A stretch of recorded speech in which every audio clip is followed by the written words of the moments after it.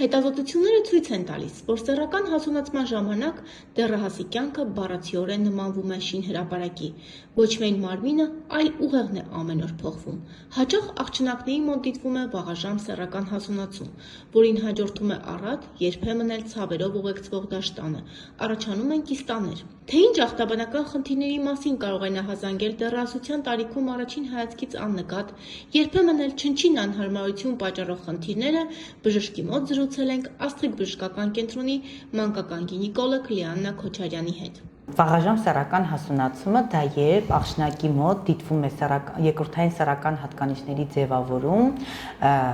6 տարեկանից սկսված կամ 6 տարեկանից ավելի փոքր հասակում եւ ունենք նաեւ հեշտոցից արյունային արտադրություն 7 տարեկանից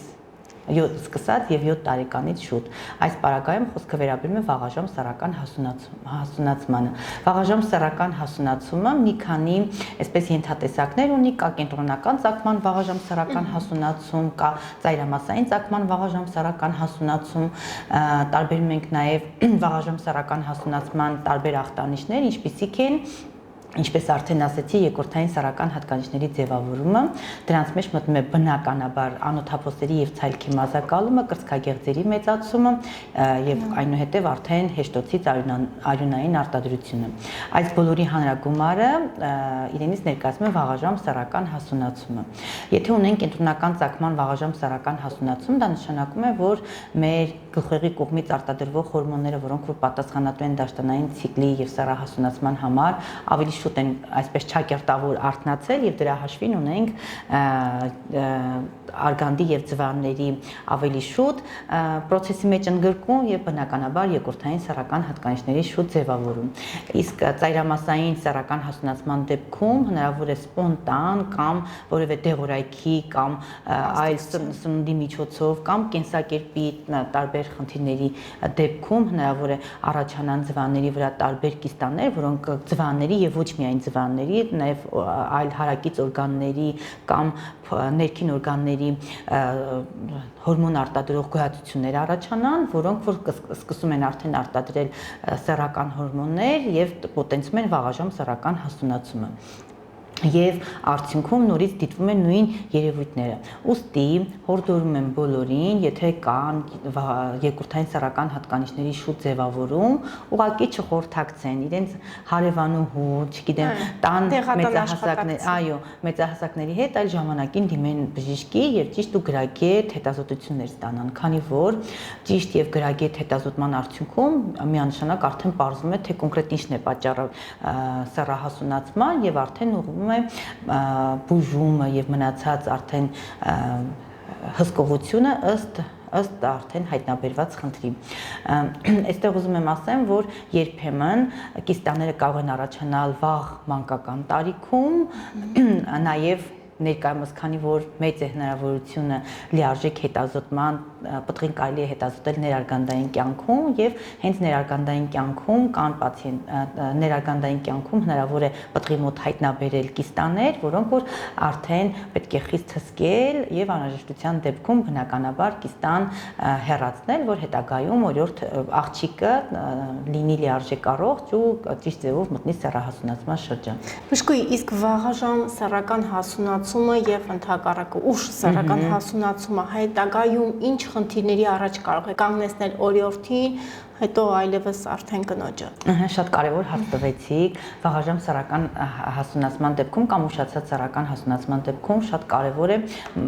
մարմնի հասակի հետ կապված խնդիրների առաջացումը։ Կան մարդու օրգանիզմում ոսկրային համակարգում այսպես ասած աճի զոնաներ, որոնք որ պարտադիր, եթե ունենք վաղաժամ սեռական հասունացում, կատարվում է դաստակի ռենտգեն հետազոտություն, որպեսզի հասկանալի լինի աճի զոնաները փակ են, բաց են, ոսկրային տարիքը առաջ են գնում, հետ են գնում, թե համապատասխանում է տարիքային նորմային եւ այս բոլորի ինիկատ ունեն, որ վաղաժամ սեռական հասունացումը դա ընդհանուր այսպես ասած ախտորոշում է, որը որ կախված է ոչ միայն գինեկոլոգիական խնդիրների հետ, այլ նաեւ գինեկոլոգիայից դուրս այո առաջացնում է մի շարք խնդիրներ, որոնք միաժամանակ պետք է հսկողության տակ պահել, որ հետագայում երեխան օրինակ չտարապի ցածրահասակությամբ կամ այլ խնդիրներ չունենան։ Այստեղ ուզում եմ ասել, որ երբեմն երբ օրիորդի մոտ սկսում է սեռահասունացումը լիարժեք ճիշտ ճիշտ տարիքում մայրիկները անհանգստանում են, որ կարող է մեր աղջիկը այսպես կարճահասակ մնալ կամ ինչ-որ մի բան, եթե տարիքին համապատասխան է ընթանում փոփոխություններ, այս պարագայում պետք չի անհանգստանալ եւ չպետք է երեխային բարդությունների առաջ կանգնեցնել, որովհետեւ դեռահասը յուրահատուկ այսպես յուրահատուկ չեմ կարողանում ճիշտ բառը անհատականություն է երևի այսպես մեկնաբանեմ, որ իրենք ամեն փոքրիկ մանրուք կարող է հետագայում բերել բարդույթի առաջացման ու արդյունքում լիքը խնդիրներ առաջանան, դրա համար ավելի լավ է խորհրդակցել թեկուզ տեղամասային մանկաբույժի հետ ու ստանալ ճիշտ իրենց հուզող հարցերի ճիշտ պատասխաններ, քան սուրճի սեղանի շուրջ իրենք քննարկեն եւ արդյունքում աղջկա մոտ տարբեր խնդիրներ առաջանան։ Բժշկուհի, իսկ մենք ինչ է խոսում ձեր պրակտիկան, արդյոք այդ մշակույթը արդեն ձևավորել ենք, որ ծնողները վաղ հասակում դիմում են, հա, ծնողները դիմում են նմանատիպ խնդիրների դեպքում բժիշկների, որպեսզի հետագայում այլևս իրենց փոքրիկները նմանատիպ խնդրի առաջ չկանգնեն։ Էլի շատ կարևոր հարցերից մեկը տվեցիք, այո, հիմա ներկայումս այդպիսի տենդենց կա, որ ցանկացած փոքրիկ մանրուքով արդեն դիմում են ճիշտ մասնագետի ու ստանում խորհրդակցություն, որը որ ոչ միայն մայրիկի համար է կարևոր, այլ նաև երեխայի համար, քանի որ երեխան մտնում է նոր էտապ իր կյանքում, հասունացման շրջանը ամենակարևորագույն շրջանն է դեռահասի դեպքում, եւ այս պարագայում իմանում է ինչպիսի խնամքի միջոցներից օգտվել, ինչպես կազմակերպել իր անհատական ճիշտ խնամքը, դաշտանային ցիկլի օրերին ինչպիսի միջադիրներ կրել, որ լինեն մաքուր բամբակյա, քանի անգամ պետք է օրական փոխել միջադիրը, քանի անգամ լվացվել եւ ինչպես պատրաստ լինել ճիշտ դաշտանային ցիկլի ձևավորմանը, որ հետագայում որևէ խնդիր երեխայի մոտ չլինի։ Այստեղ շատ կարևոր է նաեւ լուսաբանումը, մեր աշխատանքը որպես նեղ մասնագետներ, որ մարդիկ տեղեկացված լինեն, իմանան, որ այսպիսի մասնագետներ կան, մանկական գինեկոլոգներ, մանկական էնդոկրինոլոգներ, որ այցելելը ամոթ չի, այլ հակառակը պաշտպանում է եւ իրենց որպես ծնող եւ երեխային հետագայում շատ խնդիրների առաջացումից։ Բժշկուհի, դուք խոսեցիք նաև կիստաների մասին եւ շատ հաճախ հատկապես օրինակ գյուղական համայնքներում, եթե խոսենք դեռահասի կիստայի մասին, կասեն, վայ, սա ինչ է, ոնց կարա լինի այդպիսի բան, սեռական կյանքով չի ապրել, որևէ խնդիր չի ունեցել, հա։ Ուզում եմ այս կարծրատիպը եւս կոտրենք եւ այս առումով եւս մասնագիտական ձեր դիտարկումը։ Կիստաները ցանկացած տարիքում կարող են առաջանալ, ինչպես ասեցի, ներարգանդային կյանքում դեռևս պտղի մոտ ուլտրաձայնային հետազոտման միջոցով եւ հղիության սկրինինգ է իրականացվում մայրիկի մոտ, հնարավոր է հայտնաբերվեն կիստաներ եւ սա կապ չունի սեռական կյանքի սկզբի հետ, կապ չունի մայրիկի ընդունած դեղորայքի հետ, երբեմն նաև ավելի մեծասակներն ասում են այնքան դեղորայք նշանակեց հսկող բժիշկը, որ դրա հաշվին մենք ունեցանք կիստաներ, այդպիսի որևէ դա իրականությանը չի համապատասխանում եւ վերջի վերջո հսկող բժիշկն էլ դեղորայք չի նշանակում իր քմահաճույքից ելնելով, այլ խիստ ցուցումի եւ անհրաժեշտության դեպքում է նշանակում դեղորայքը։ Եթե երեխայի մոտ հայտնաբերվում է կիստա, խոճապի մատնվել պետք չէ, այլ պետք է հսկել կիստայի նախ այստեղ կարևոր է կիստան իրանից ինչպիսի կիստայի ներկայացնում, ինչպիսի բնույթ ունի, ինչպիսի չափսեր ունեն,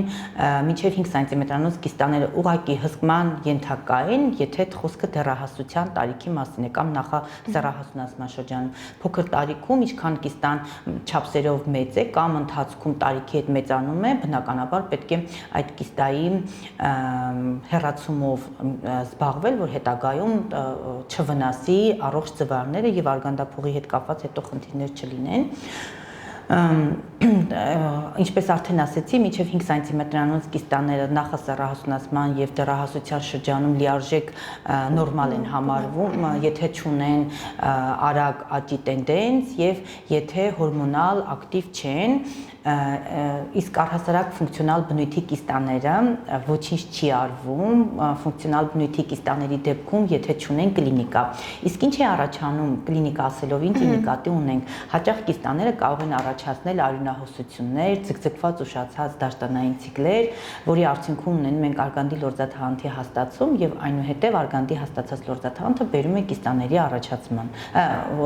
Արգանդի լորձաթաղանթի հաստացումը բերում է արյունահոսությունների ցկցկված երկարատև եւ առատ դաշտանային ցիկլերի առաջացման։ Այս պարագայում միանշանակ պետք է հենց սկզբից զբաղվել կիստայով եւ արյունահոսությունը դադարեցնել ու այնուհետեւ նաեւ կիստայի հետ կապված վիրահատական կամ ոչ վիրահատական բուժման մեթոդներ առաջարկել։ Բժշկուի, արդյոք ցանկացած առատ դաշտան խոսում է կիստայի առկայության մասին, թե կարող են այլ խնդիրներ եւս լինել, որոնք որ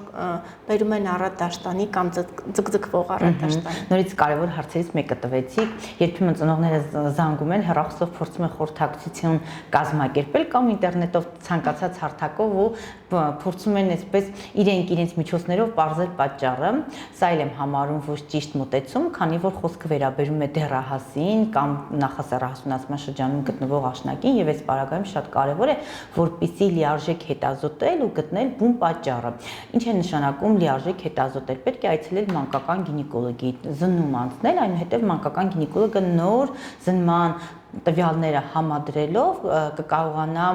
առաջարկի արդեն ճիշտ հետազոտման պլանը։ Եվ այստեղ ես մշտապես իմ պացիենտների, ծնողներին ասում եմ, որ միգուցե կան հարցերի պատասխաններ եւ հենց այդպես էլ իրականում լինում է, որոնք որ մայրիկի համար բացարձակ այսպես էական նշանակություն չունեն, իրանցից որևէ խնդրահարույց այսպես նրբություն են ներկայացնում կամ նույնիսկ չեն ներկայացնում եւ իրենք այդ փոքրիկ բաց թողումները չասելով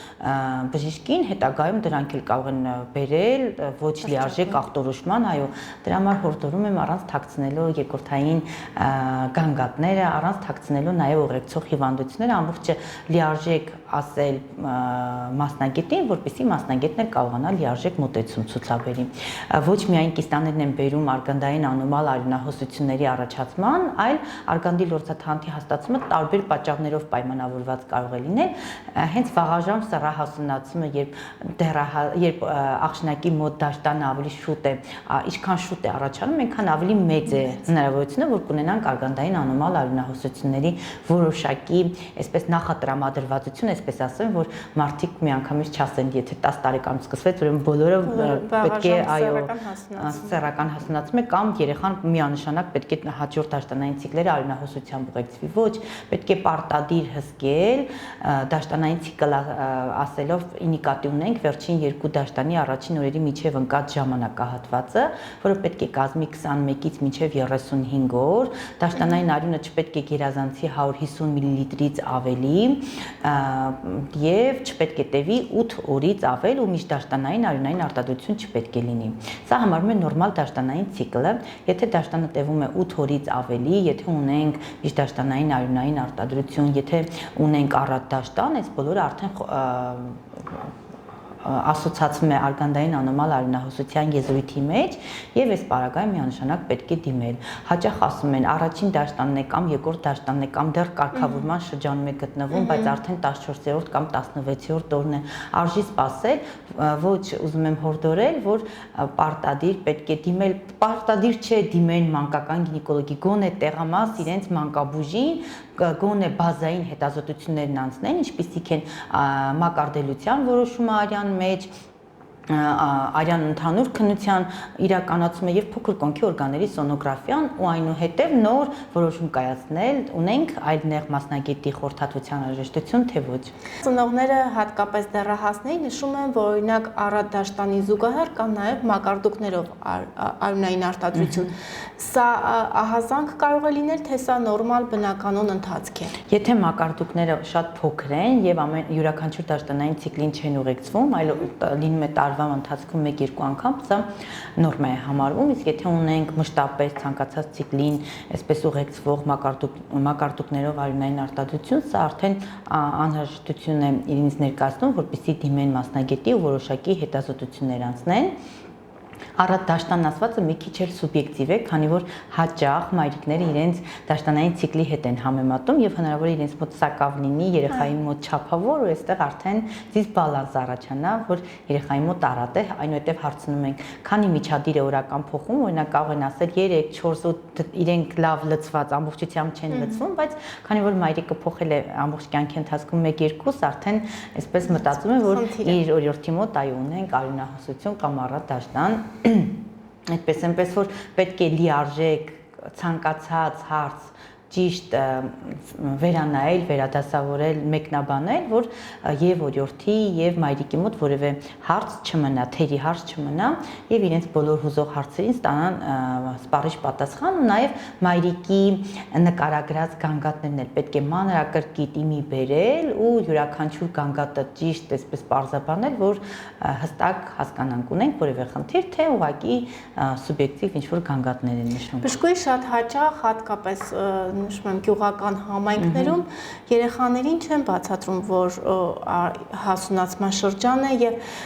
շատ պատահական, երբ երեխայի մոտ արյունային արտադրություն է լինում, երեխայի համար դա բավականին մեծ ստրես է, որը հետագայում նաեւ շատ հոգեբաններ նշում են, որը կարող է հետագայում ճակատագրական հետք թողնել երեխայի առհասարակ սեռական հասունացման վրա։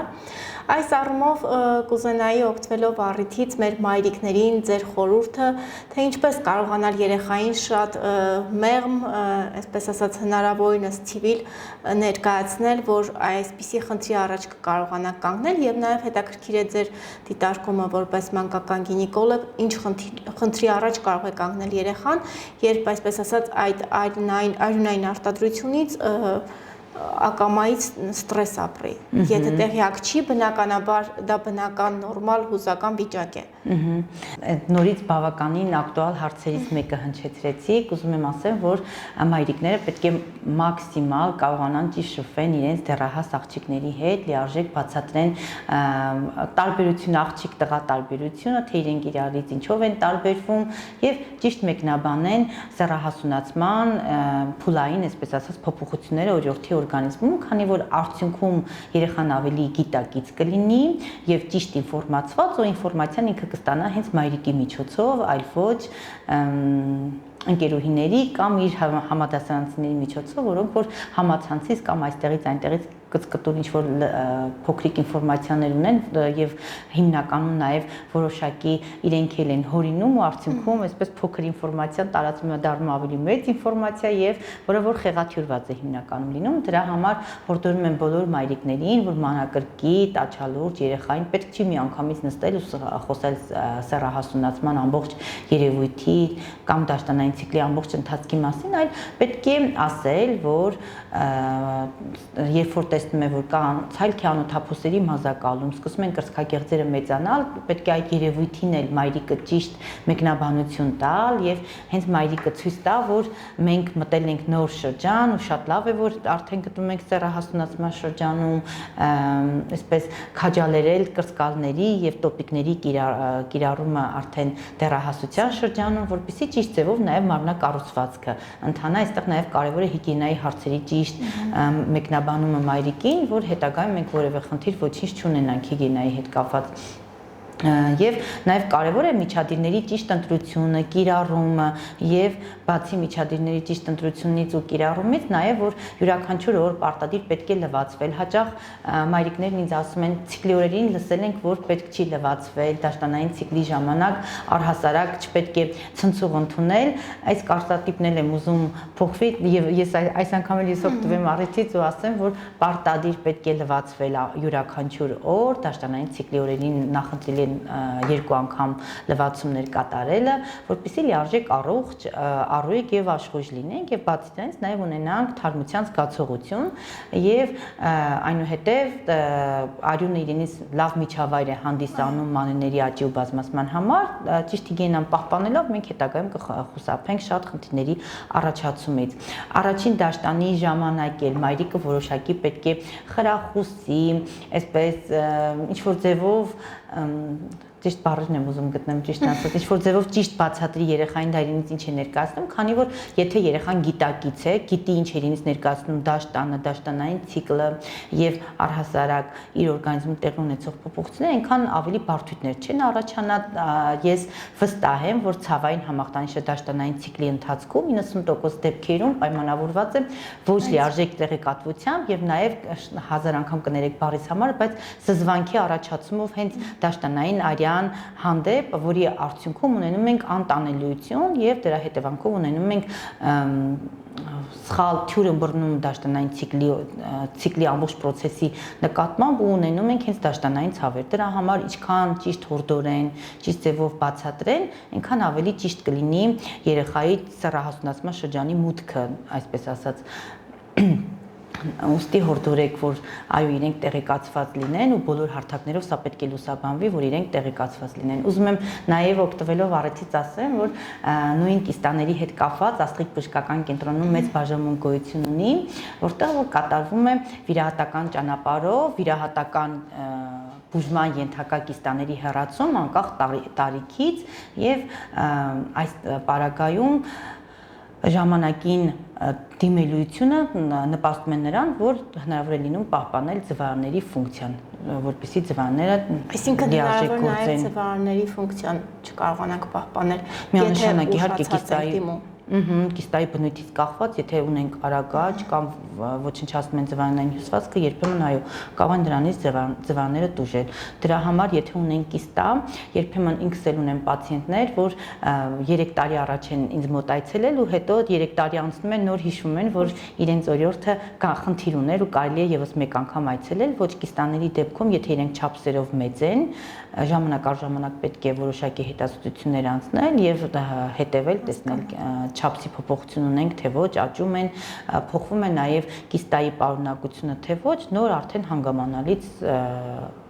հետագա տակտիկան արդեն մշակել։ Շնորհակալ եմ բժշկուհի։ Ես էլ եմ շնորհակալ։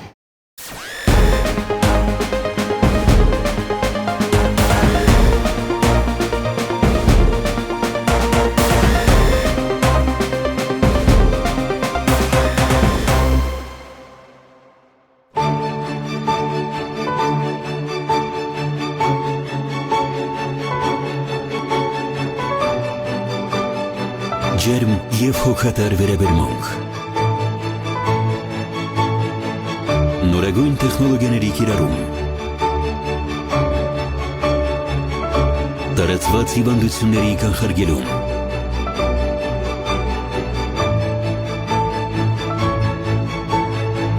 Անվտանգ և ապահով միջավայր։ Բացառիկ սարքավորումներ։ Միջազգային համագործակցություն։